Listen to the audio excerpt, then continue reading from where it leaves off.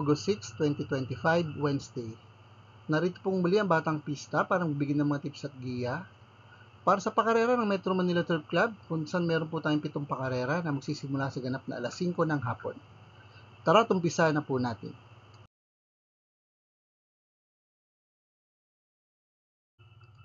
Race number 1, 3 Old Maiden Race Non-Placers.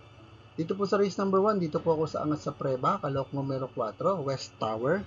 Si West Tower po yung lumaban last July 25 sa distansyang 1,400 meters, natatakbuhan nila ngayon. Kung sa siya nga po ay nagpreba ng 129.6 nang siya ay pumangpito sa mga kabayan sila Light from the East at Spree Wheel. Kung sakali pong di maganda ang itatakbo ni West Tower, kuha po ako na pamproteksyon, kalok numero 3, Tin City. Si Tin City po yung lumaban last July 27 sa distansyang 1,400 meters din po, kung siya po ay nagpreba ng 130.8 nang siya ay pumang-apat sa mga nanalong kabayan sila Push My Luck at Peace Pinkerton. Good luck po. Race number 2, Piracom Rating Base Handicap System Race, Class 4, 42 to 56 split. Dito po sa race number 2, pampremera ko pong angat sa grupo, kalok numero 3, Full Combat Order. Si Full Combat Order po ay lumaban last July 27, kung saan siya po ay nagtala ng magandang tiyempong 126.2 sa distansyang 1,400 meters. Kung saan tinalo niya ito po malayo, ang mga kabayan sila Malibu, Princess at Hakim. Kung sakali naman pong hindi maganda itatakbo ng kalok numero 3, kuha po akong pamproteksyon, kalok numero 5, Instant Message. Si Instant Message po ay lumaban last July 18 sa distansyang 1,200 meters. Siya po ay nagpreba ng 114.2 nang siya ay pumangatlo sa mga kabayong sila Baba Boom at ang mga kalaban niya ngayon na si Golden Opportunity. Good luck po. Race number 3, Piracom Rating Base Handicap System Race, Class 5, 17 to 41 split. Dito po sa race number 3, pampremera ko po ay nag-uumentong kalok numero 6, Naughty Angel. Si Naughty Angel po ay lumaban last July 30 sa distansyang 1,200 meters.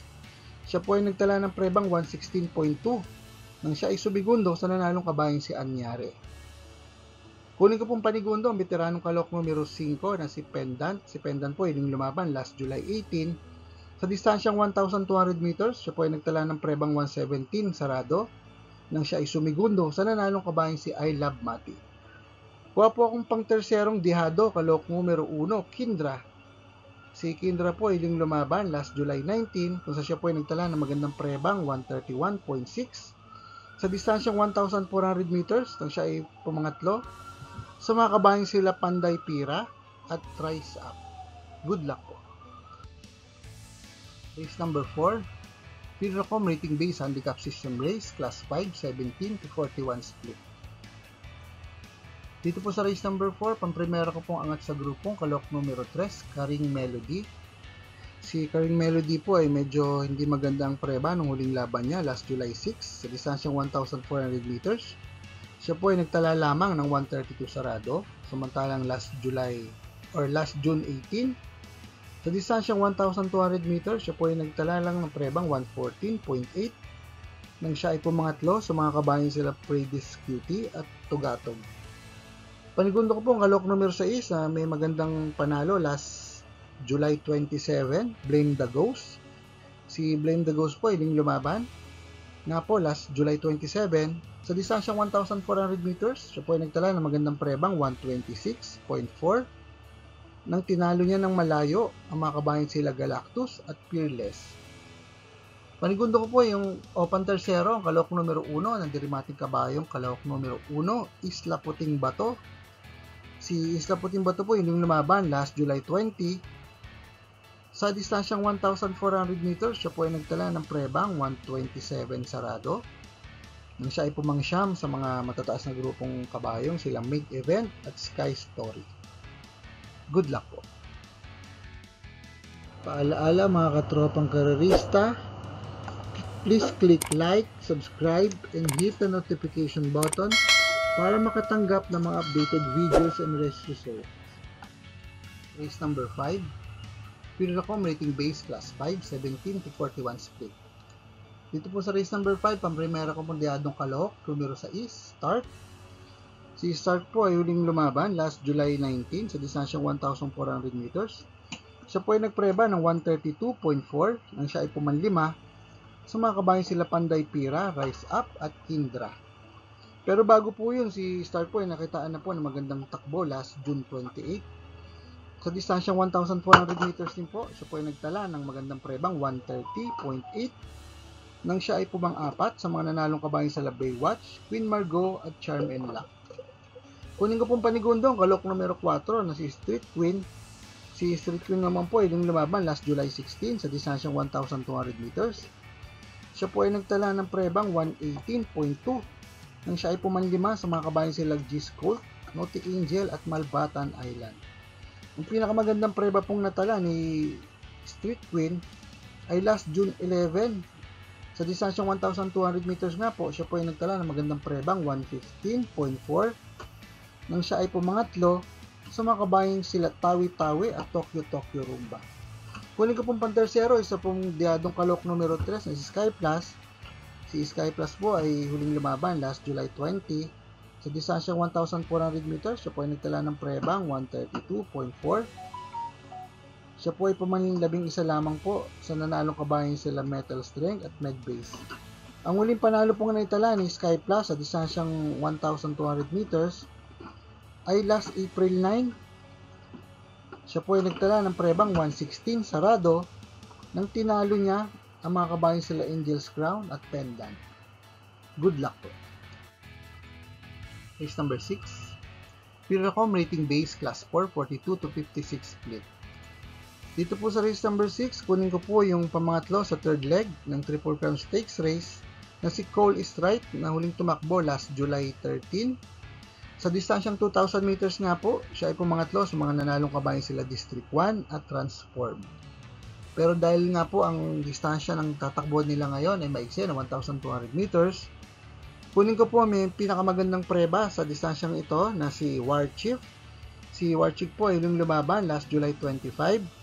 Sa distansyang 1,200 meters nga po, siya po ay nagtala ng magandang prebang 110.8 nang siya ay sumigundong dikit sa nanalong kabayan si Sandigan. Kunin ko rin pong third choice ang may maganda rin pong preba sa distansyang 1,200 meters na si Overassuming. Si Overassuming po ay huling lumaban din po last July 25. Sa distansyang 1,200 meters nga rin po at nagpreba ng 111.6 nang siya ay nanalo ng malayo laban sa mga kabayang sila Runway 10 at Golden Opportunity. Good luck po.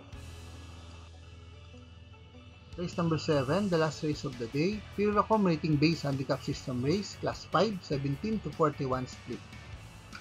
Dito po sa race number 7, kunin ko pong pampremera ang dihadong Calooc na dibanderang si Ginebra. Si Ginebra po ay lumaban last July 25 sa distansyang 1,200 meters. Siya po ay nagtala ng prebang 113.8 nang siya ay pumang-anim sa mga kabayan sila Overassuming at Runway 10.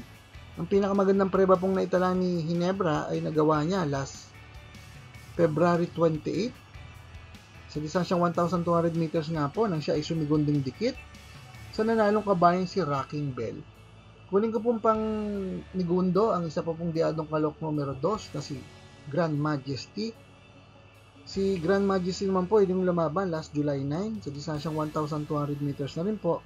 Siya po ay nagtala ng prebang 1.14 sarado nang siya ay pumangatlo sa mga nanalong kabayan sila Top Feeling at Bad Boy MJ. Kunin ko pong pantersero ang Calooc numero 3 na si Arrogante.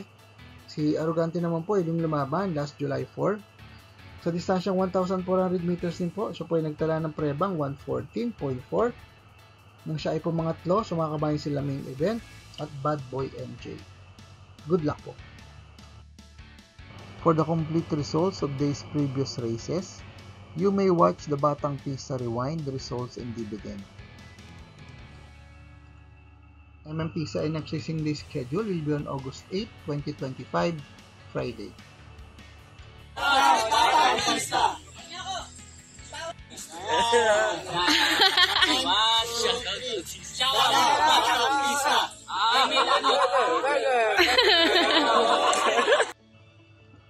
Shoutout po natin ating mga kapista na sina Sir Willie Fay, Sir Mac Isko, Sir Andy Policarpio at Sir Ber Muhammad.